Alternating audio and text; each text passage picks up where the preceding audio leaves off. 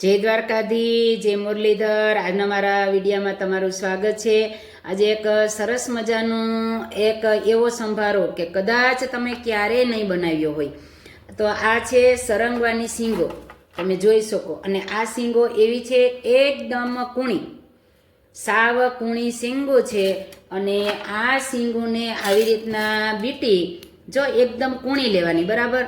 અને હાથથી જ આ પટાપટ જેમ સરસ મજાના બીટાઈ જાય, જેમ પેલા ચોરાફરીની શીંગો હોય તેમ।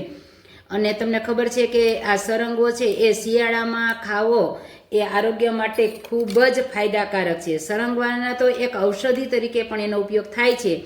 જેને વર્ષો જૂનો વાવ હોય, કબજિયાત હોય, જે શરીરમાં નબળાઈ હોય, તો બધા જ માટે આ સરંગો છે એ ખૂબ જ ગુણગાર છે।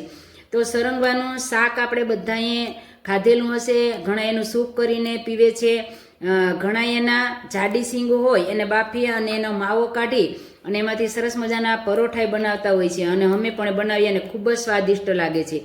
પણ આ એક નવી રીતનો સંભારો કે જે આવી રીતના આ બીટી અને આમાં સરસ મજાનું મરચું નાખી અને જેમ આપણે સંભારો બનાવીએ એમ સંભારો બનાવીએ તો ઓલામાં તો પેલું શું છે, જે મસાલો હોય એ જ આપણે ખાઈએ, અંદરનો માવો, અને બાકીનો તો છાલ આપણે ફેંકી દેતા હોય। પણ ખરેખર આખી શીંગ આપણે ખાવા મળે છે।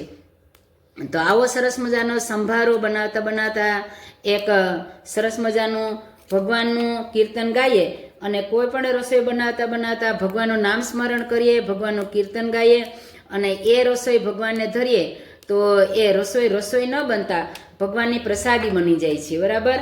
તો ચાલો એક સરસ મજાનું આપણે ભગવાનનું કીર્તન બનાવીએ કે તમે મારા હૈયાનો હાર પ્રભુજી, તમારા વિના કેમ ચાલ છે રે। તમે બનો સાગર ને હું બનો સરિતા, સાગરમાં સરિતા સમાય રે પ્રભુજી, તમારા વિના કેમ ચાલ છે રે। તમે બનો આકાશને હું બનું વીજળી, આકાશમાં વીજળી સમાય રે પ્રભુજી, તમારા વિના કેમ ચાલ છે રે। તમે બનો પુસ્તક ને હું બનું લીટી, પુસ્તકમાં લીટી સમાય રે પ્રભુજી, તમારા વિના કેમ ચાલ છે રે।